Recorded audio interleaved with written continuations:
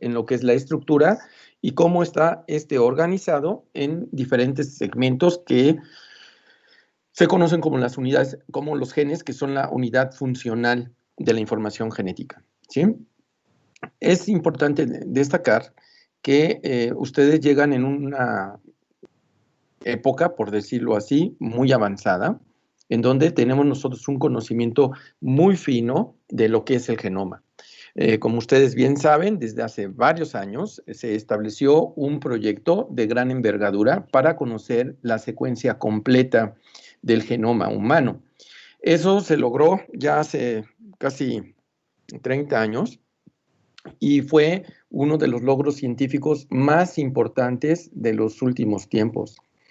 El impacto que se consideró en su momento estaba relacionado principalmente a la utilidad para la medicina.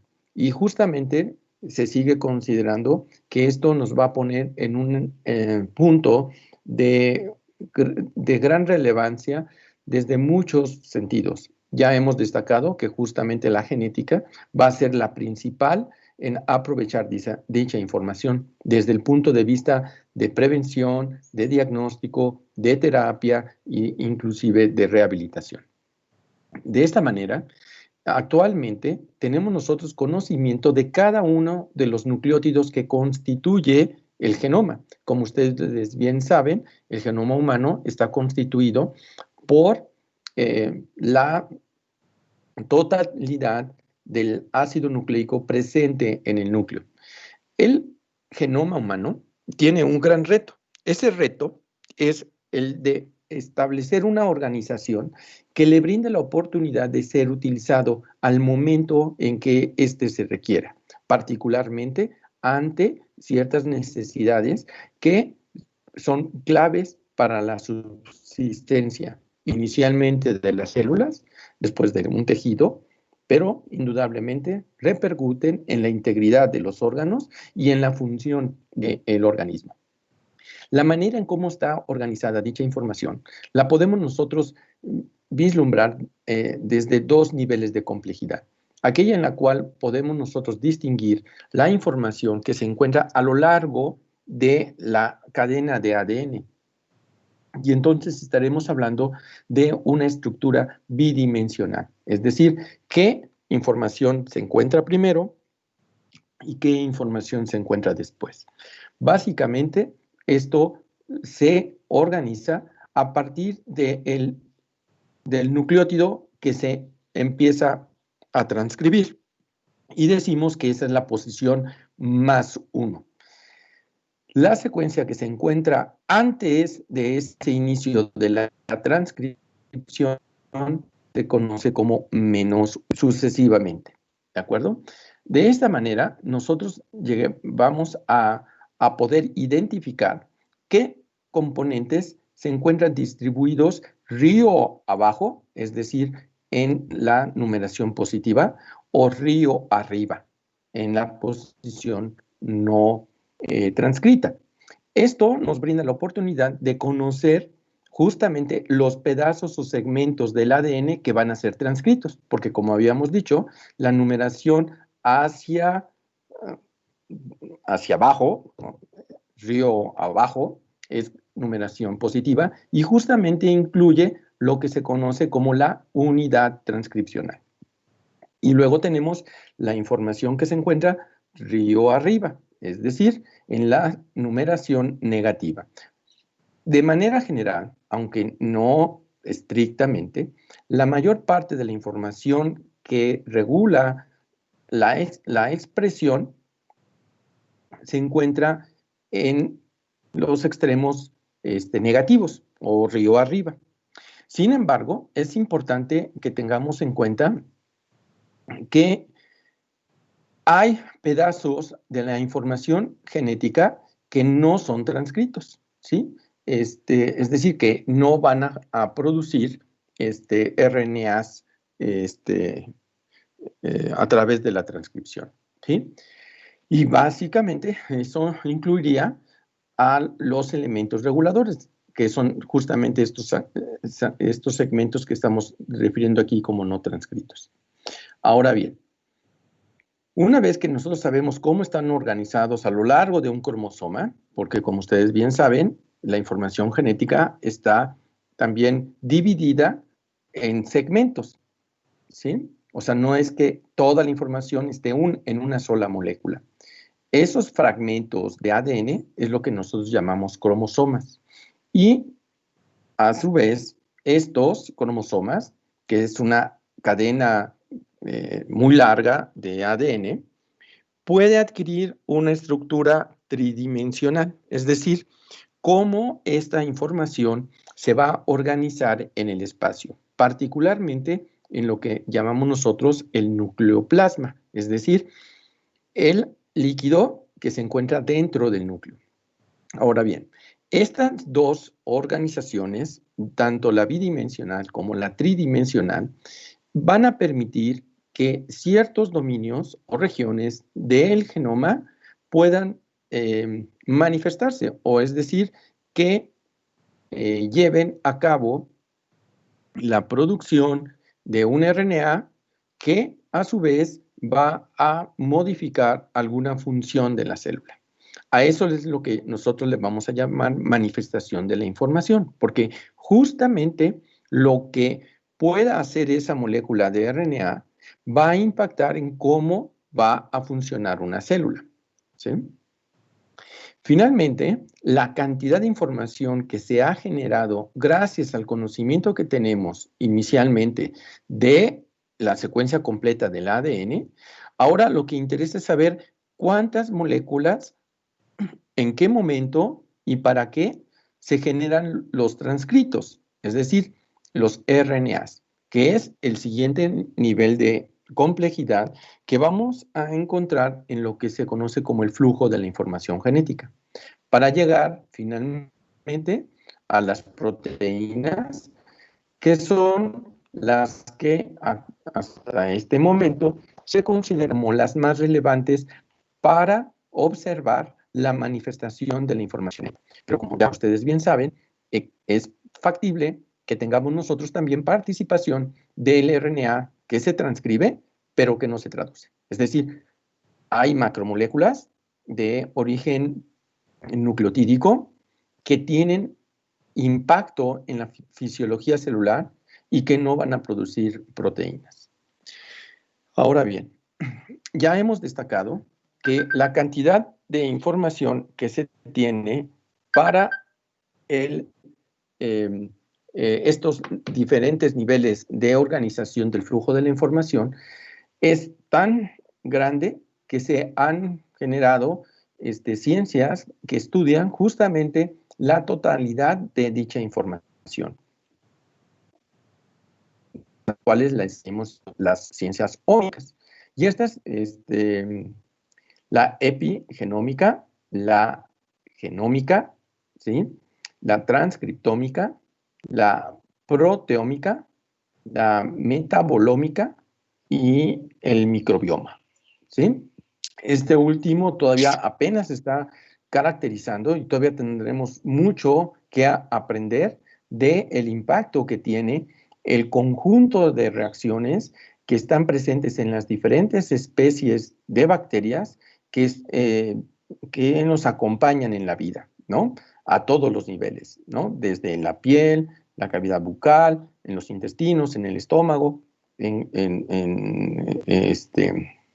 la vagina, en cualquier cavidad, existe un nicho que genera una propagación de ciertas especies que se comunican con nuestro cuerpo.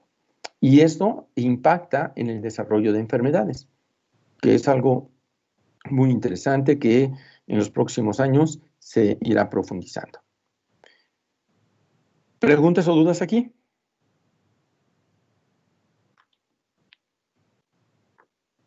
Doctor, yo no entendí cuando dijo que las proteínas eran como que esenciales o sea, en lo de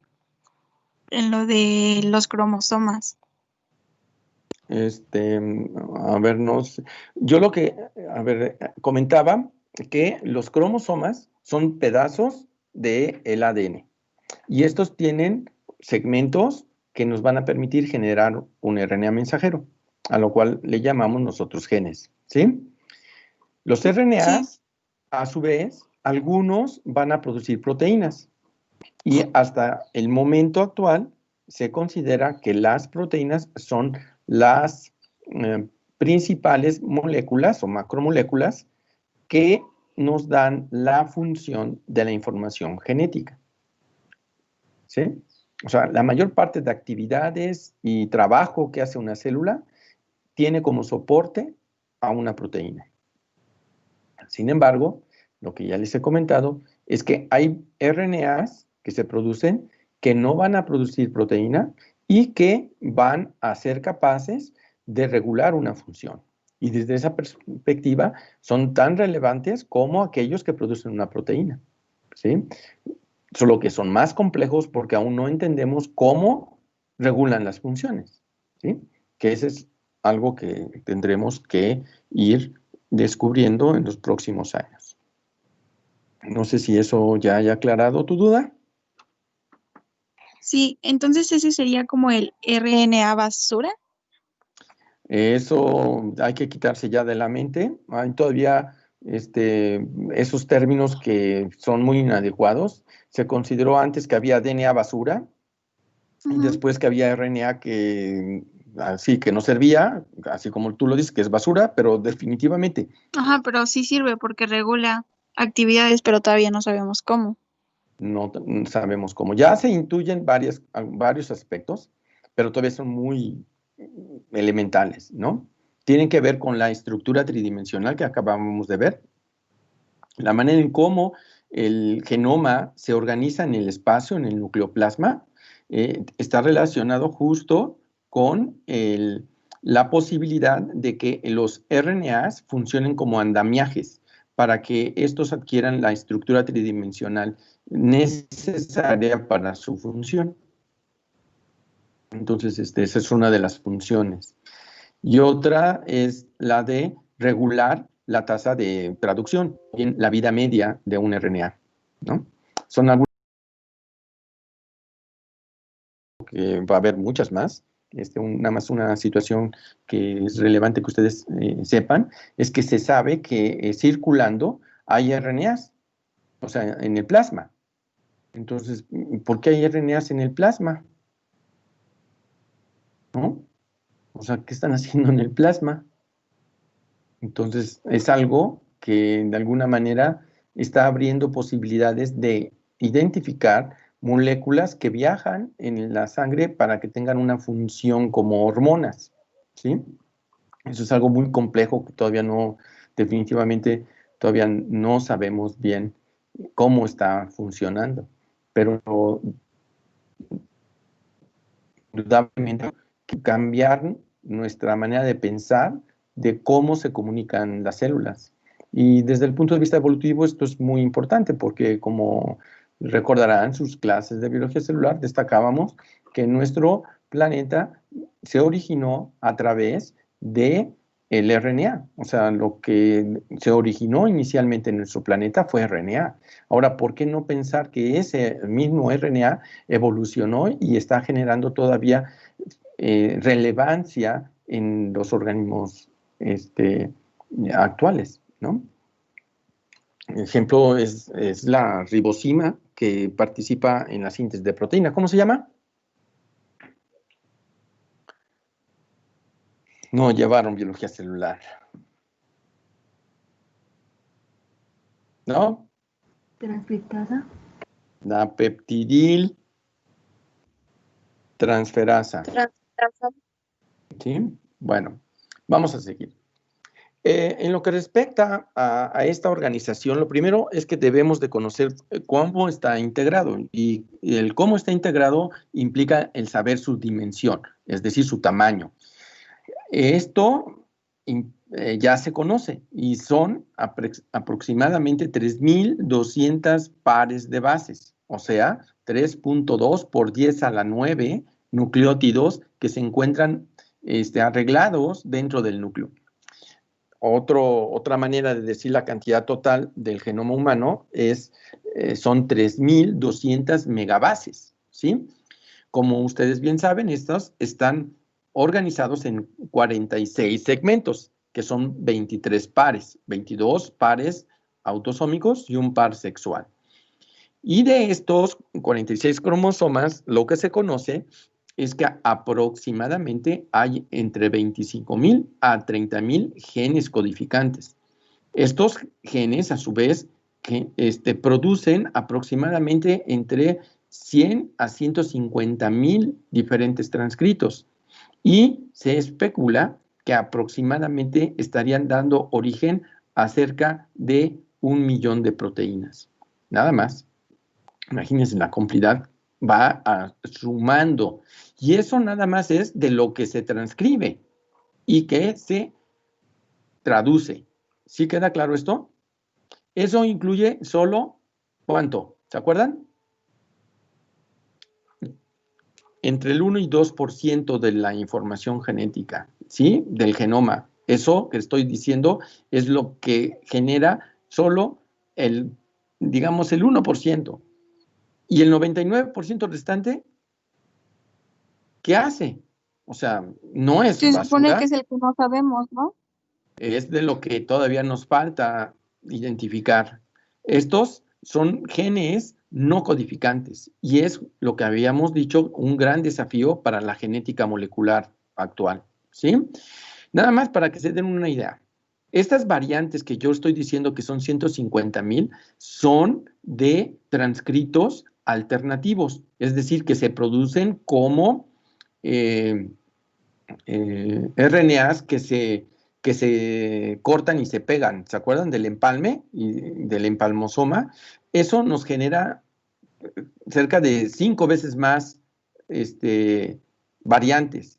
Y luego esas variantes que se generan a su vez impactan en que tengamos proteínas que son distintas, ¿no? Entonces, estamos hablando de que este evento se amplifica a través del empalme. Y fíjense bien, los genes que no codifican también sufren empalme, splicing.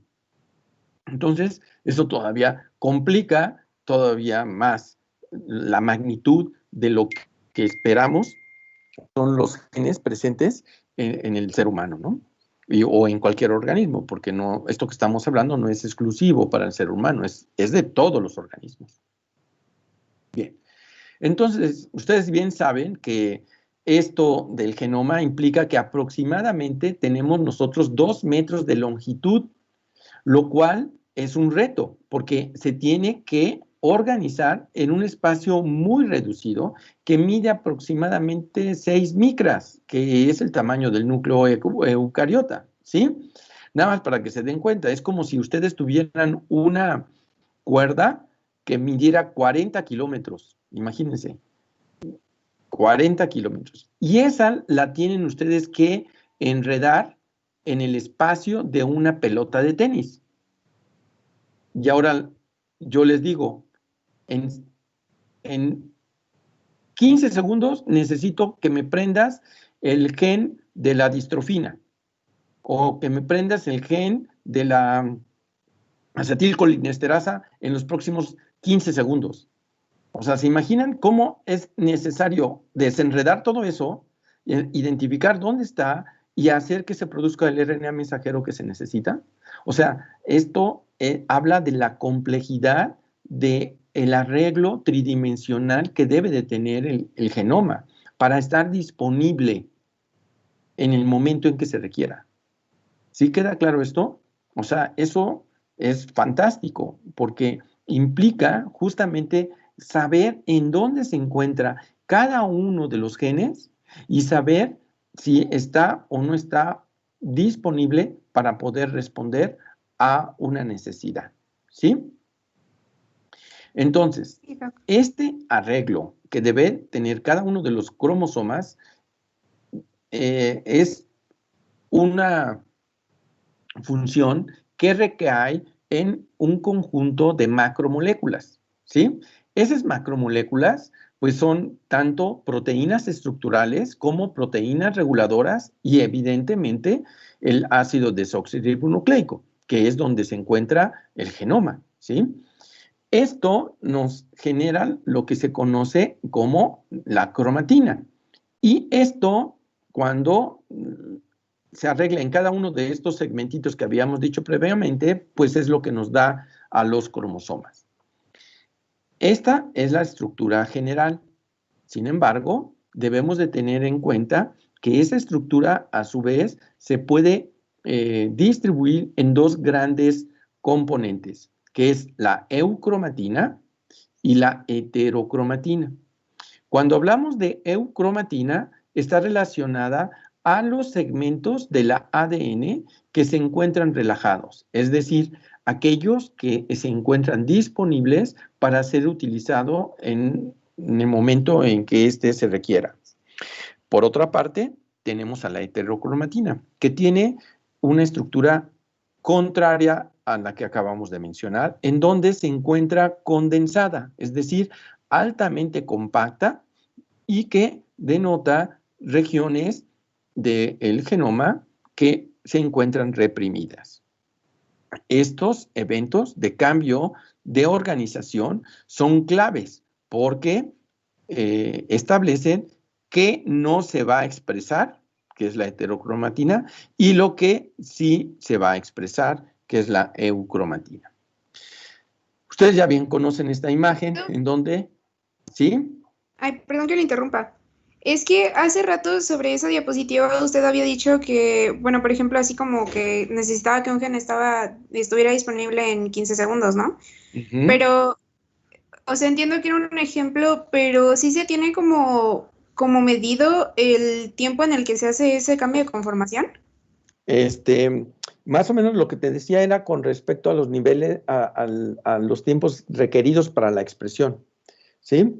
La situación con respecto a estos cambios son un poco más globales y depende de los fenotipos. Por ejemplo, tú esperas que el corazón no produzca neurotransmisores, ¿no?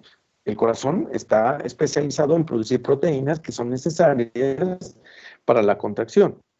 Va a tener heterocromatina y eucromatina. En el corazón, la eucromatina son todos los genes que son necesarios para que la sarcómera esté funcionando. Y todo lo que no se requiera, pues va a estar en heterocromatina, ¿sí?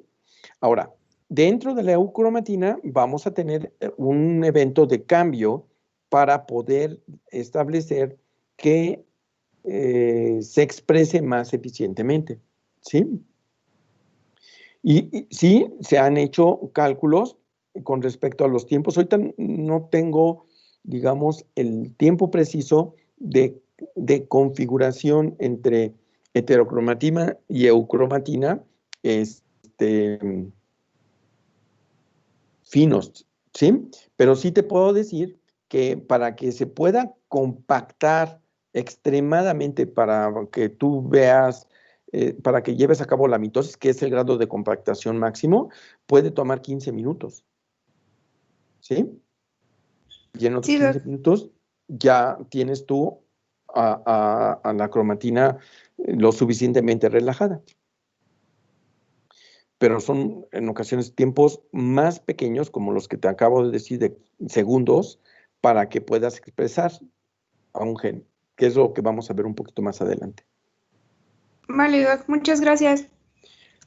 Ahora, la estructura del cromosoma tiene varios niveles de organización. Si tenemos nosotros una cadena de ADN que estuviera sin proteína, esta estaría midiendo aproximadamente 2 nanómetros. Cuando se une a las proteínas estructurales, que son las histonas, va a formar una estructura que se llama cadena de cuentas, que mide aproximadamente 11 nanómetros.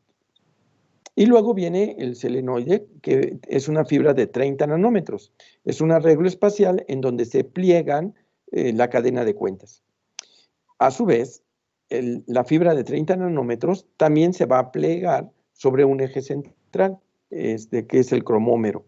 El cromómero no se ve aquí, que es aquí en esta base de cada una de las asas, que es lo que constituye al cromosoma plumulado. Esta estructura mide aproximadamente 300 nanómetros en las longitudes más amplias. Evidentemente aquí no son 30 nanómetros, es una asa más pequeña. Vean ustedes que hay asas muy grandes, hay asas muy pequeñas y hay intermedias. ¿De acuerdo? ¿De qué depende esto? Depende de secuencias reguladoras que delimitan la región que va a ser útil para cierto tejido. Ahora, esta estructura de 300 nanómetros se puede plegar sobre sí a través de cuecinas, las cuales van a permitir generar la compactación más alta que alcanza un cromosoma, que es el cromosoma mitótico, que lo podemos observar aquí del lado izquierdo, en donde vemos la parte central, que se conoce como centrómero, que es donde se encuentran unidos las dos cadenas de ADN que han sido recién sintetizadas. Esta estructura es lo que se conoce como cromátidas, ¿sí? Y estas establecen justo el evento posterior a la replicación. Es decir, esto nos permite que se dupliquen los cromosomas y por ello se les llama cromátidas hermanas. Ahora, la configuración del cromosoma plumulado, si bien es una estructura hasta cierto punto relajada, comparada con el cromosoma mitótico, que es la configuración más compacta, dentro de las asas del cromosoma plumulado, es necesario que ésta se modifique para pasar a la configuración de cadena de cuentas. Este cambio entre cromosoma plumulado y cadena de cuentas es justamente el cambio de la estructura que se encuentra reprimida en la manera de heterocromatina a la estructura que se va a poder leer, que es la hebra que se encuentra relajada. Como ustedes pueden observar, aquí hay un cambio en la asa que está disponible para ser leída.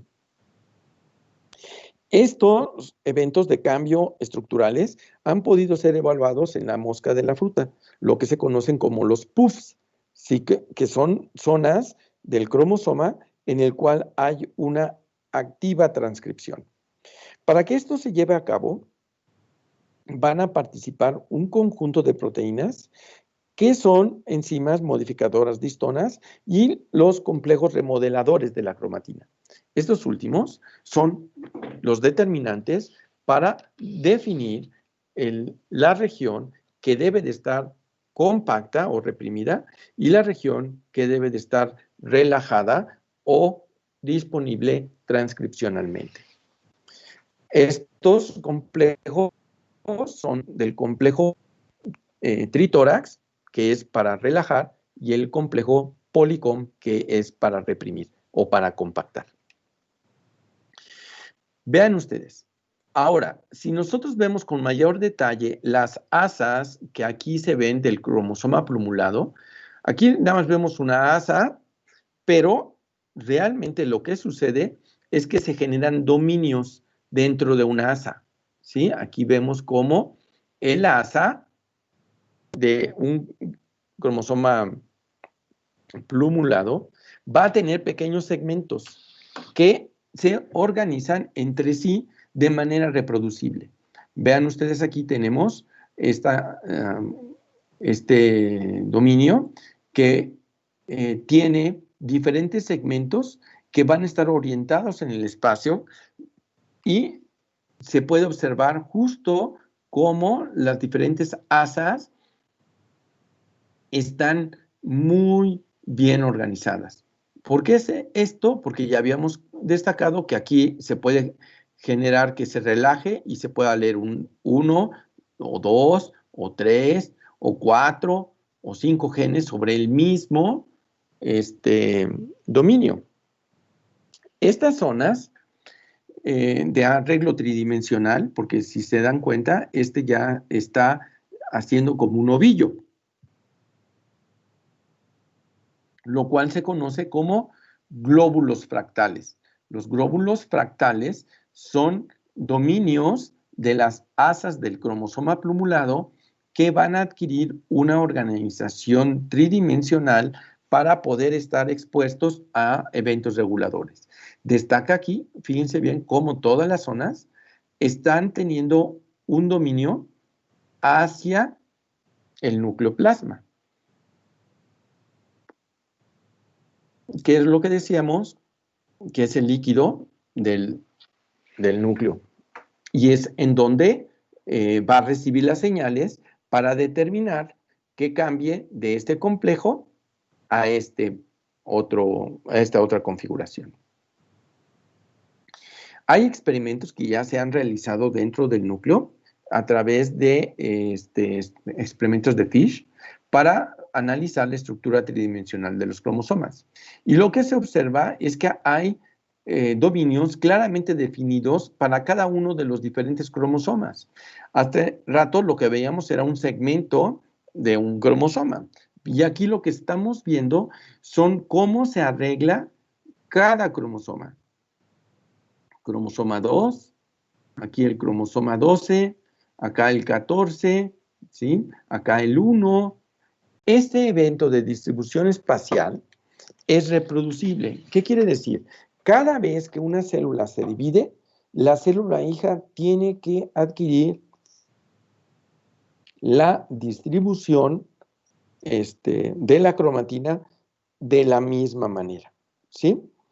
Y esto habla nuevamente de poder tener manera, la célula, de identificar en dónde se encuentra cada una de esa información, ¿sí? Muy bien. Entonces, esto facilita a que se lleve a cabo la transición entre eucromatina y heterocromatina. Cuando se analiza por otros experimentos la distribución de la cromatina, esta distribución de los genes que están inmersos en los segmentos de DNA, se observa que la heterocromatina, que aquí está representada en color rojo o naranja, y se encuentra adherida justo a la corteza nuclear, ¿sí? Todo esto rojito que vemos es la cromatina condensada. Y vean ustedes, en esta parte en donde se ven secuencias verdes, es una de las secuencias más repetidas que se encuentra en el ser humano, que se llama la secuencia ALU. Ustedes pueden observar que hay zonas que se ven amarillas y hay otras que se ven verdes.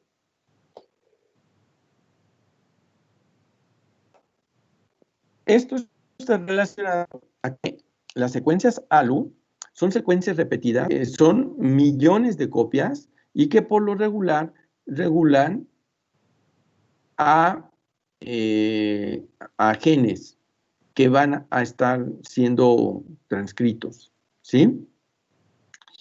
Aquí también observamos en rojito estas zonas que son las que van a estar altamente compactas, que es la heterocromatina. Ya habíamos dicho que la heterocromatina no se va a estar expresando de manera general. Lo que se sabe es que hay cambios dinámicos en la distribución de la cromatina y esto va en el sentido de lo que habíamos comentado.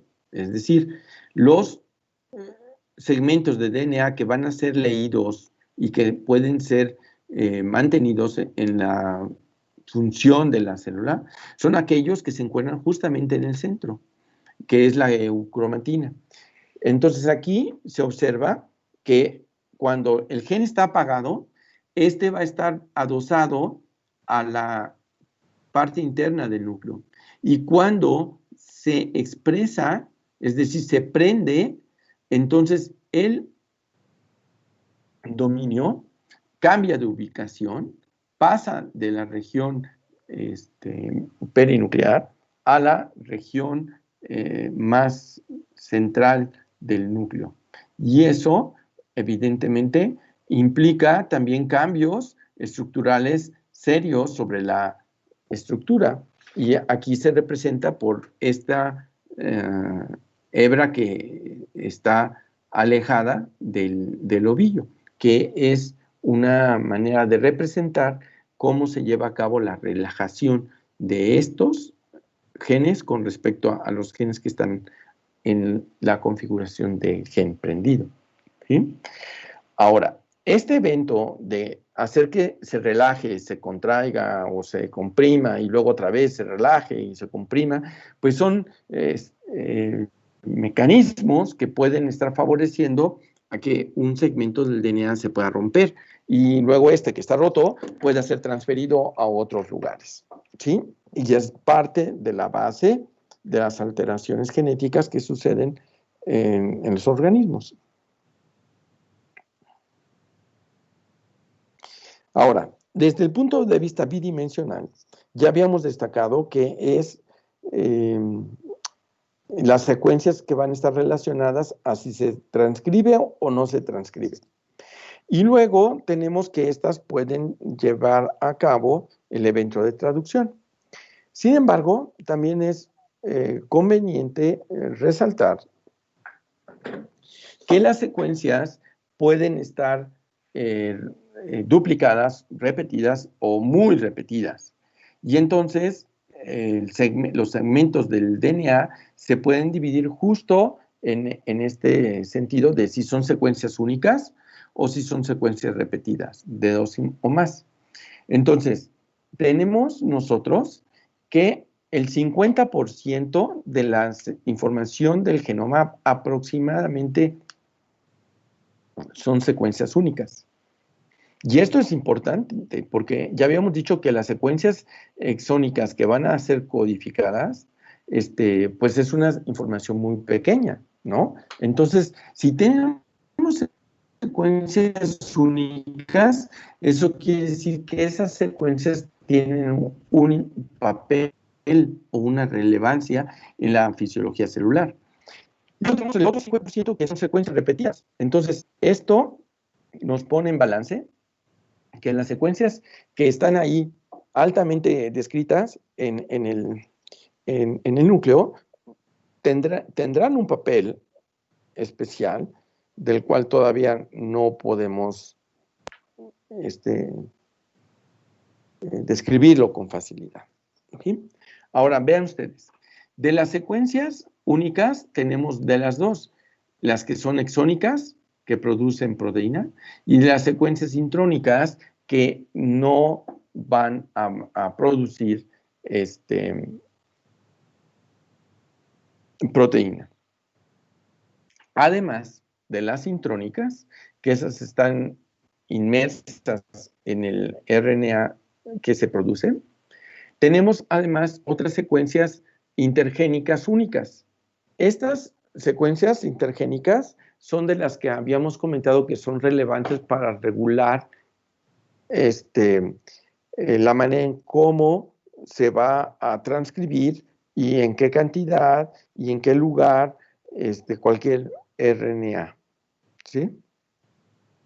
Ahora, de las secuencias repetidas, tenemos segmentos que no son muchos que estén repetidos, basta con que sean eventos de duplicación. Vean, estamos hablando de 1,000 a 2 millones de 1,000 a 200,000 secuencias que están duplicados a lo largo del genoma, ¿sí? Muchas más que los genes, ¿sí? Y esto hace que algunas de estas luego no se consideren como segmentos relevantes a la estructura del genoma.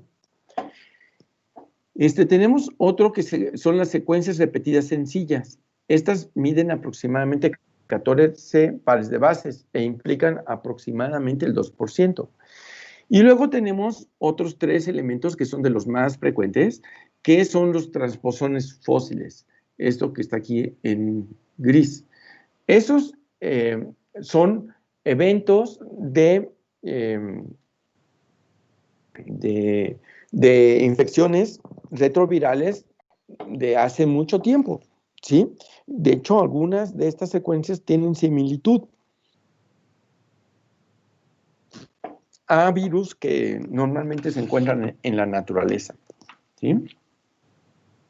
Cuando hablamos de transposones, hablamos de elementos o segmentos de DNA que se salen de un lado y se van al otro. Esto sucede también con otros dos tipos de secuencias, que son las secuencias Lines y las secuencias Sines.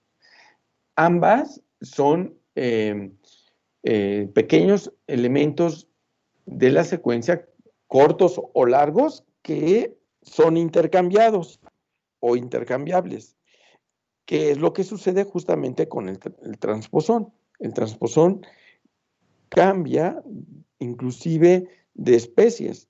Está en una especie y si de alguna manera hay un cambio importante que hace que se comprometa la viabilidad, las moléculas pueden ser transferidas horizontalmente a otros organismos. Y esto es gracias a que guardan o conservan aún las secuencias de los retrovirus, ¿sí? Que los pueden empaquetar.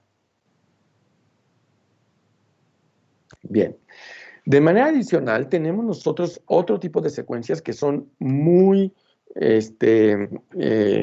conservadas entre diferentes especies. Esto lo podemos ver desde aves, ratón, rata, humano. Y si esto está ultra conservado, lo que quiere decir es que debe de tener una función muy particular, ¿sí? Y estamos hablando de secuencias no traducidas y que se encuentran ampliamente distribuidas a lo largo del genoma. Se considera que estas secuencias ultra conservadas no son codificantes y miden aproximadamente 100 pares de bases. Y haciendo ese cálculo, se ha podido identificar que son cerca de 5,000 elementos presentes en esta definición, ¿sí? Vean ustedes, aquí tenemos un segmento de un gen, que es el gen del regulador de la conductancia transmembranal de la fibrosis quística, que es un gen que mide aproximadamente 10,000 pares de nucleótidos. Este gen muestra una gran diversidad de secuencia que hace que entre algunos organismos haya significante cambio. Pero, sin embargo, vean ustedes, la parte en donde está el exón, que es la codificante, es la más conservada. Si ustedes se dan cuenta, hasta la zarigüeya, ¿sí? Tienen una región con un alto grado de homología, porque va a dar origen a las proteínas, ¿sí? Y esto lo que resalta, entonces, que tenemos nosotros la posibilidad de tener regiones del genoma que al tener información relevante para dicha proteína va a conservarse, ¿sí? Y esto hace que identifiquemos algunos genes que pueden llegar a tener funciones prácticamente idénticas en las diferentes especies, ¿sí? Doctor, ¿Sí? tengo una preguntota. Estas Ajá. secuencias ultraconservadas de interespecies o bueno, de las especies únicas, ¿pueden ser las secuencias que codifican a los genes en la etapa embrionaria? No. Los genes que se transcriben en la parte embrionaria son de los mismos genes, que eso es una cosa que también llama la atención. Tú tienes un gen que se va a transcribir y va a producir una proteína, pero esa proteína puede tener ligeras diferencias y hace otras cosas, ¿de acuerdo? Pero estamos ubicando a que se va a producir la proteína y va a tener cierta actividad. En el caso de estas secuencias, no.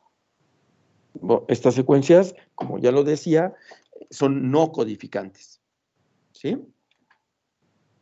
Estas secuencias ultra conservadas.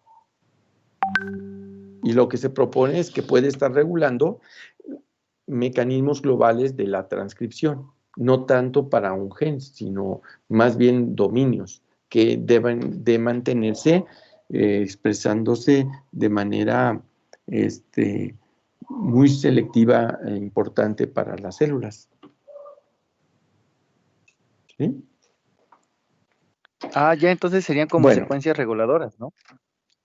Ándale, exactamente. Perfecto.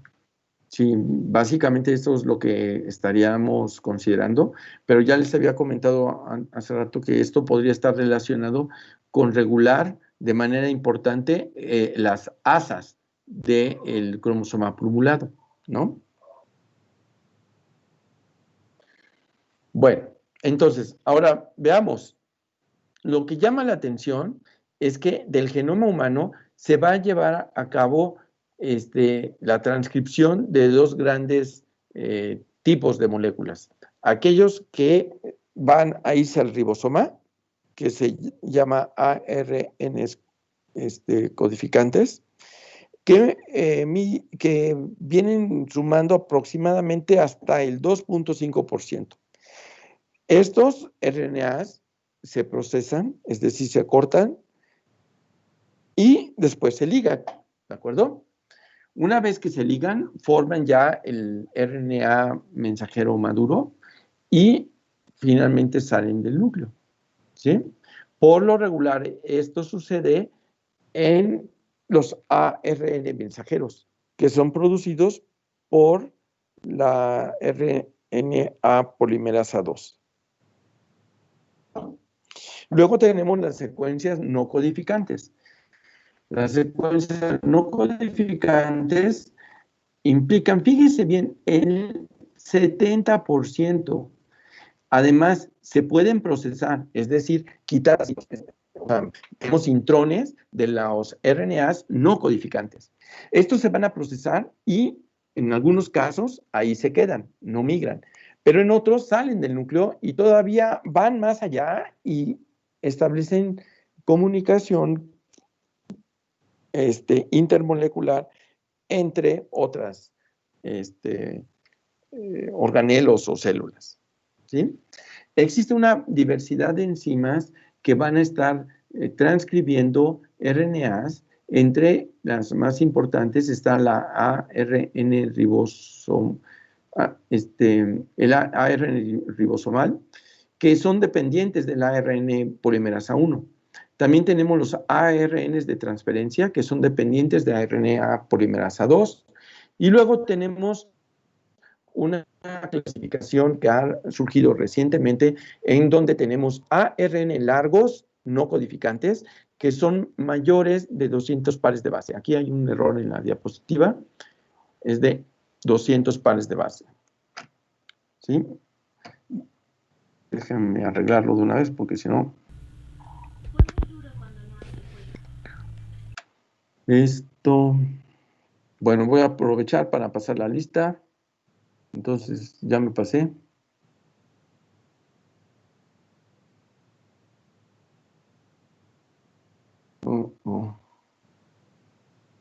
Ahora no me aparece el...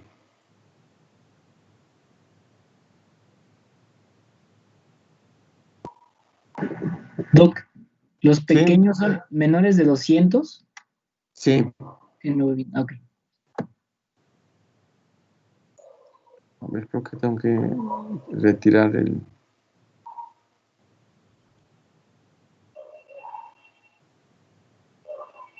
Ya se quitó, ¿verdad? Sí, Doc. Ya. Sí, Doc. Se ve. Entonces,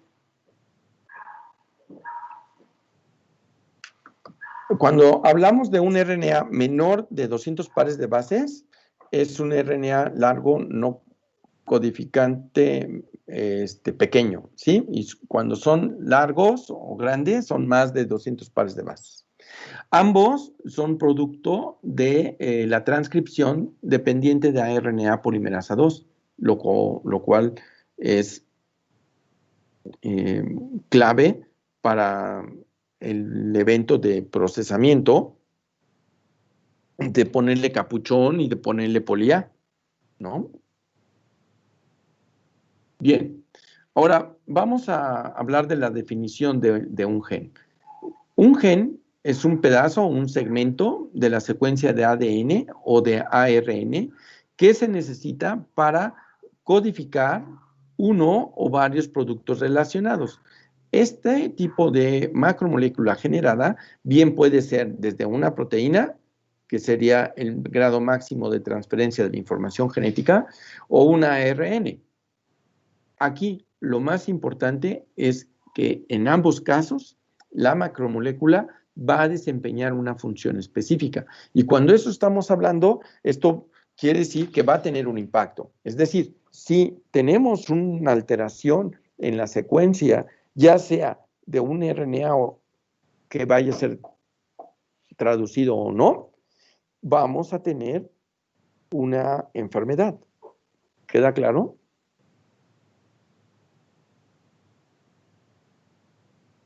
Sí, Doc. Y eso ya Una mutación. habíamos comentado que puede ser que impacte de manera directa en un proceso y estaríamos hablando de enfermedades monogénicas, o bien que afecte de manera combinatoria con otros un proceso, y esto nos dará origen a las enfermedades multigénicas, ¿sí? Ahora, es importante destacar que además de incluir el segmento de ADN que va a producir el RNA, debemos de tener en cuenta que para ese gen vamos a tener secuencias no transcritas que van a ser necesarias para que se pueda llevar a cabo la transcripción. Esto es lo que incluye a las secuencias reguladoras, ¿sí?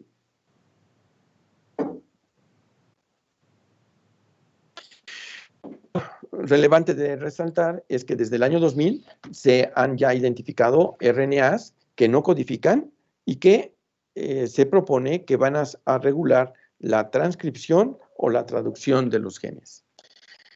Ahora bien, cuando nosotros analizamos un gen, entonces vamos a tener un segmento que aquí está representado por esta región amarilla y luego las azules, ¿sí?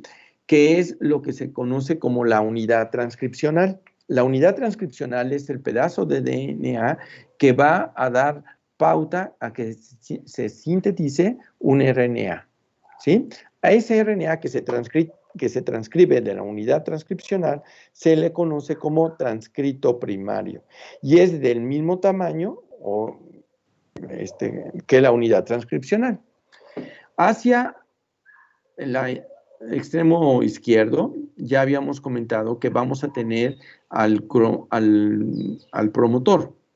El promotor es la parte medular o imprescindible para los eventos de transcripción y existen promotores para RNA polimerasa 1, para RNA polimerasa 2, para RNA polimerasa 3, que es justamente el lugar en donde se va a acoplar la RNA polimerasa para ubicar su sitio catalítico en la posición +1, ¿sí?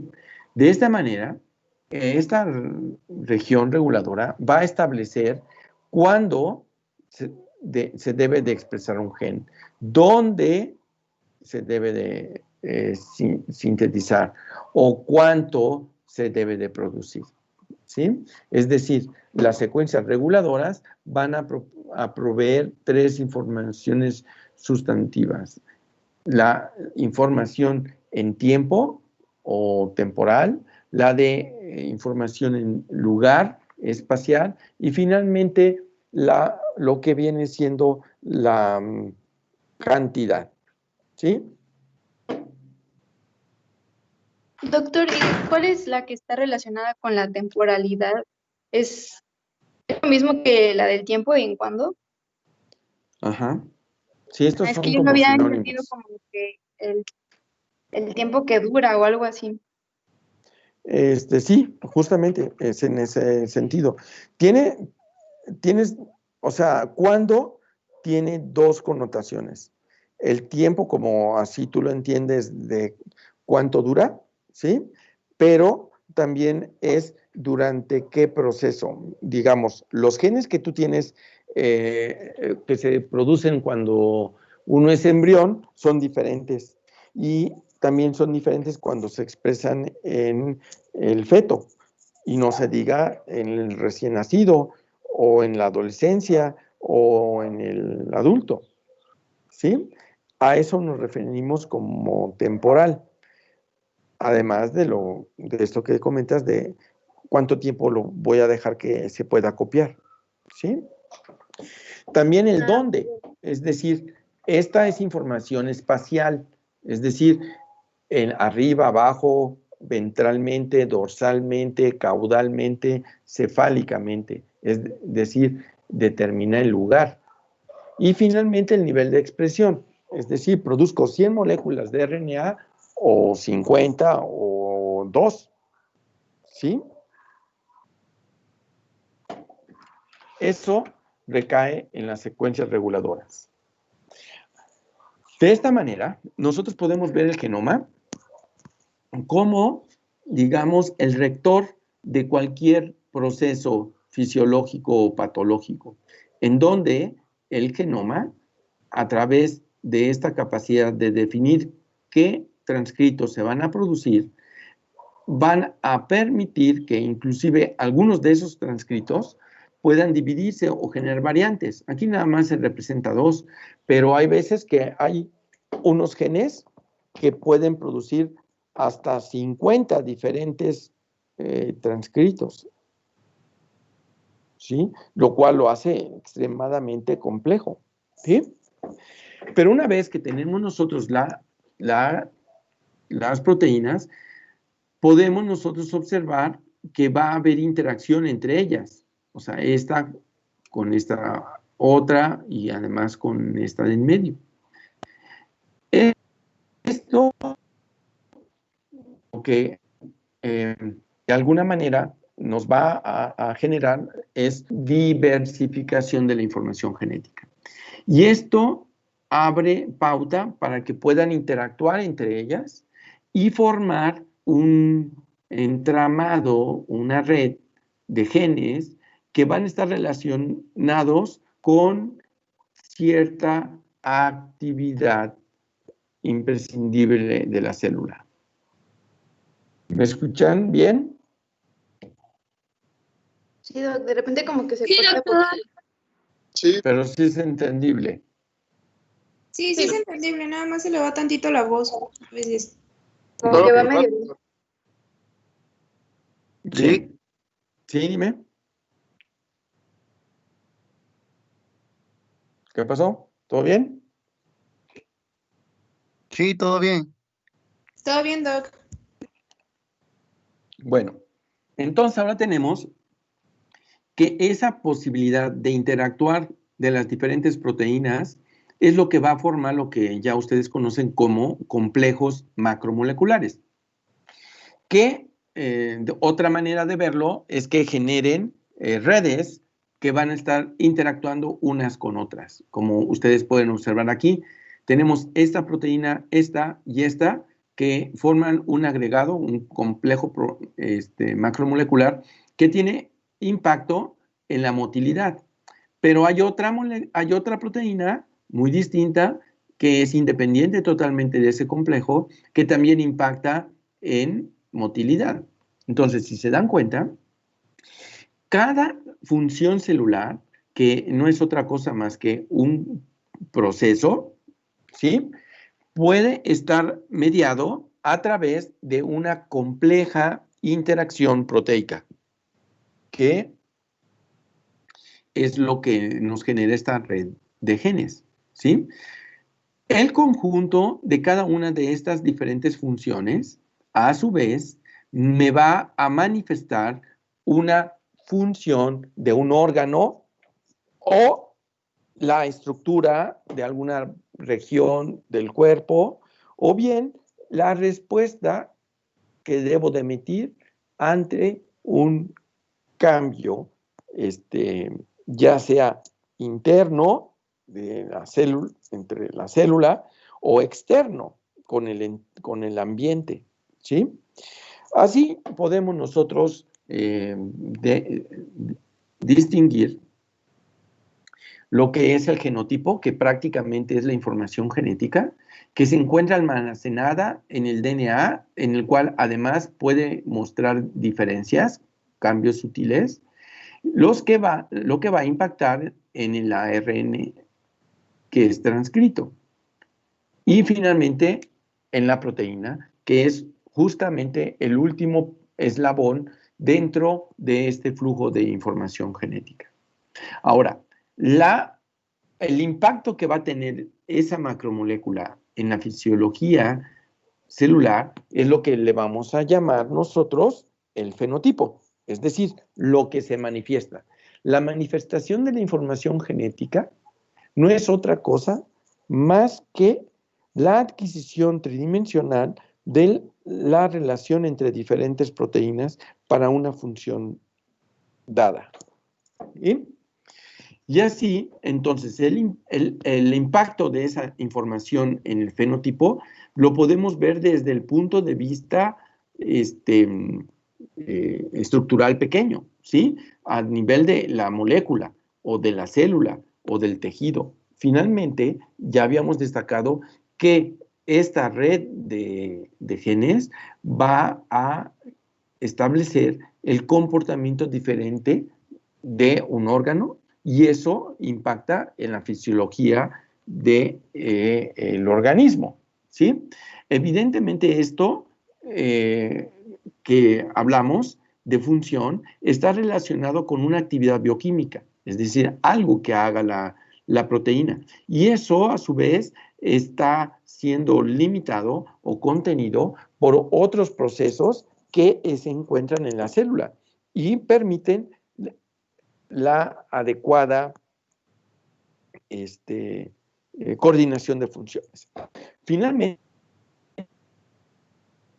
tenemos más complejo la capacidad de respuesta de un individuo, que es el comportamiento, entendiendo desde el punto de vista amplio y no nada más del aspecto emocional, ¿sí? Psicológico, sino el comportamiento es un elemento que nos brinda la oportunidad de adaptarnos tanto a los cambios intracelulares como los cambios extracelulares. Esto, digamos, es lo más relevante porque es lo que va a permitir que subsista la especie, ¿sí? Sí, doctor. Ok. ¿Preguntas, dudas? Doctor, yo tengo una pregunta. Esto que mencionó sobre las variantes de los transcritos, que esto se podría decir que son los alelos. No. Los alelos son variantes de los genes. Exacto. Los alelos son variantes de los genes. Los variantes del RNA, pues son procesamientos alternativos y no son alelos, ¿sí? Ah, ok. Nada más quería saber la diferencia entre esos dos. Gracias, doctor.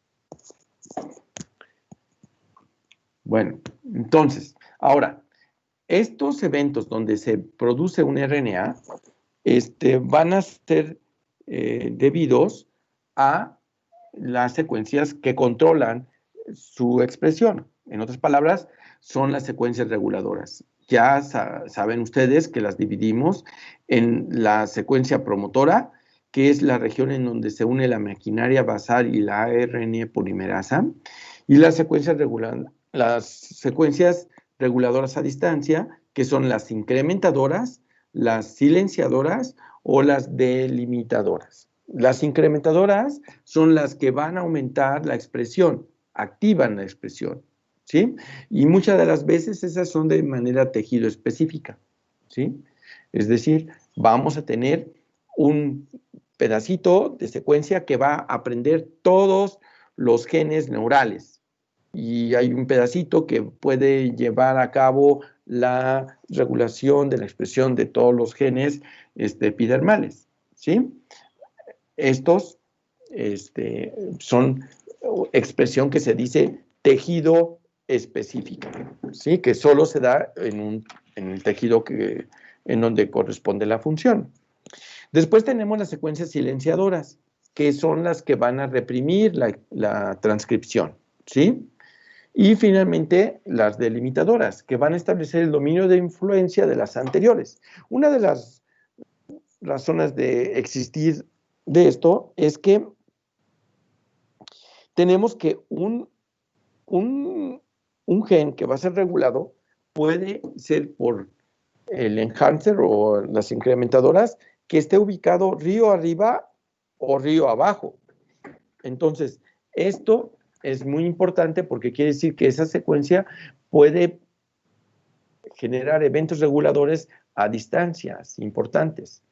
Entonces, si tenemos una secuencia incrementadora que va a tener un impacto en un tejido, esa secuencia establece el segmento de genoma que debe de ser utilizado para la función de dicho tejido, ¿no?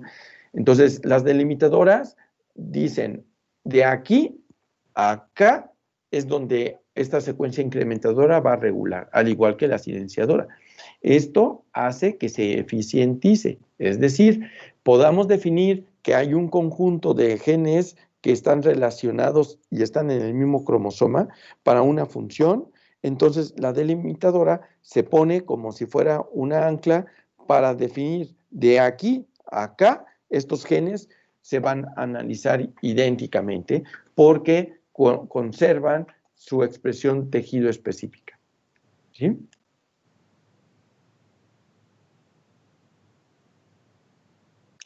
De esta manera, estas secuencias reguladoras han sido de las más importantes para favorecer la evolución de las especies. Y esto tiene que ver con que estas secuencias reguladoras tengan los elementos de respuesta a las señales intracelulares. Es decir, tenemos nosotros que hay un problema de un incremento de la temperatura y entonces necesitamos que se exprese un conjunto de moléculas que ayuden a evitar que las proteínas se desnaturalicen. Esta se conoce como la reacción de heat shock y es la producción de proteínas chaperona que van a ayudar a contener los eventos de desnaturalización, ¿sí?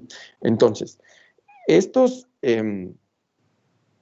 secuencias reguladoras van a determinar el cómo se va a utilizar la información genética y básicamente va a estar relacionada a que es útil para adaptarse a un cambio del entorno, entendiendo el cambio del entorno desde dos perspectivas. Lo que cambie al interior de la célula, que es el entorno intracelular, y lo que cambie alrededor de la célula, del tejido o inclusive del organismo, como una situación de requerimiento ante una circunstancia que no se esperaba, tanto a nivel celular como a nivel del ambiente. Esto genera lo que se ha conocido como plasticidad del genoma, ¿sí? Que permite justamente adecuarse de manera relevante a un cambio ambiental. Hemos destacado que eso es lo que brinda la oportunidad a la evolución, en donde estos cambios sutiles de regulación no se dan de manera homogénea en todos los individuos, de tal suerte que algunos individuos, ese evento de reubicación va a darle una ventaja ante el cambio ambiental. Y esto hace que sea más ventajoso dicho organismo en ese nuevo ambiente, ¿sí? Estos eventos de plasticidad se van incrementados por la transferencia de transposones. Estos transposones, que ya habíamos comentado que es una de las secuencias más repetidas que se tiene, junto con las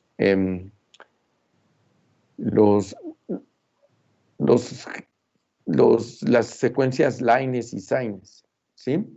Estos, de manera interesante, tienen en la secuencia que los integra elementos de respuesta para factores de crecimiento y morfógenos. Entonces, ¿esto qué quiere decir? Que estos pequeños elementos pueden o pudieron en su momento ser claves para cambiar rasgos fenotípicos ante cambios que sucedieran en el ambiente. Y esto es una de las razones por las cuales tenemos nosotros mayor probabilidad de subsistencia de la especie. O sea, no todos los individuos, pero sí la cantidad de individuos suficientes para que la especie no se pierda. ¿Sí? Bien, ya ustedes bien saben que existen diferentes mecanismos de innovación genética.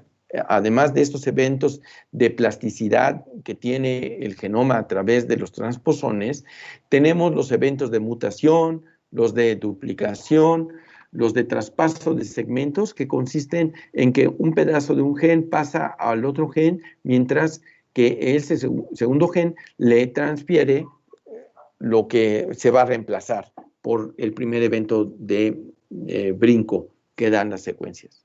¿Sí? Finalmente tenemos la transferencia horizontal, que es aquella que brinda la oportunidad a una nueva especie de poder ser incorporada al entorno sin que fallezca o muera, ¿no?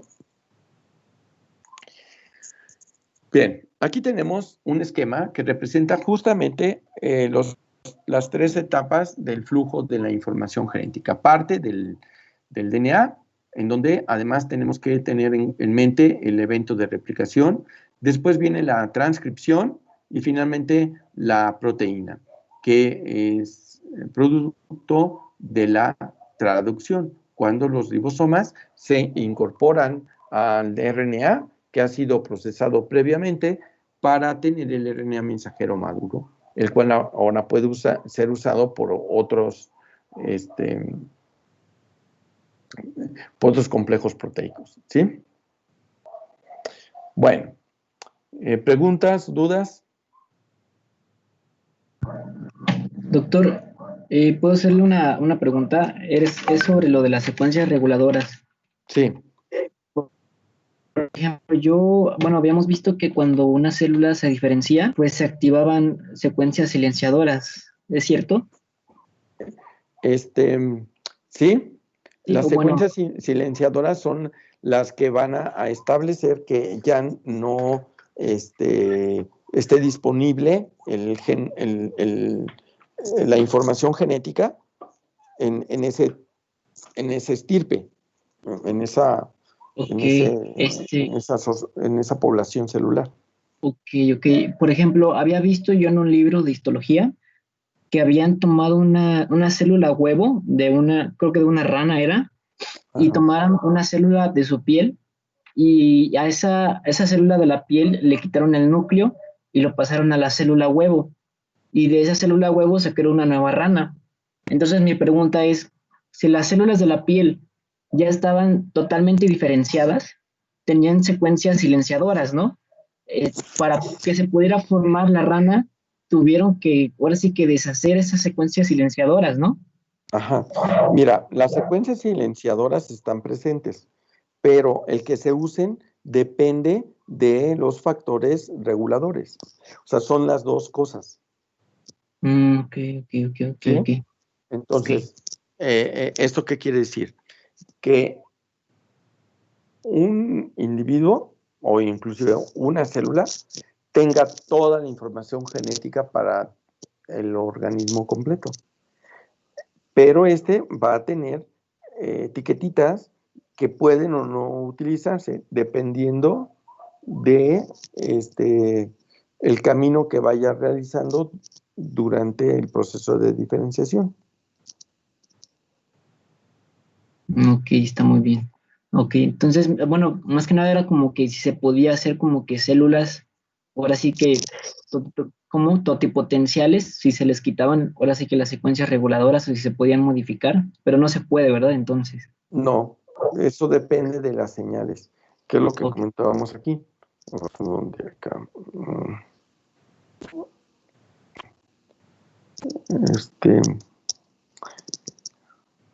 Todos estos eventos de los que depende la expresión de un gen, el cuándo, dónde y cuánto se debe de expresar, están presentes en el genoma.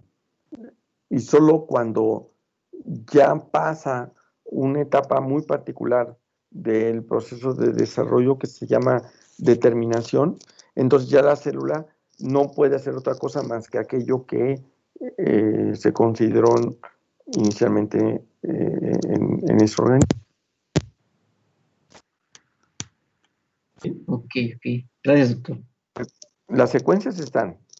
El que se use depende de que se le peguen proteínas y definan, este pedacito solo va a ser para piel, este pedacito solo va a ser para tejido neural. ¿Sí? Sí, doctor, gracias. ¿Alguien más?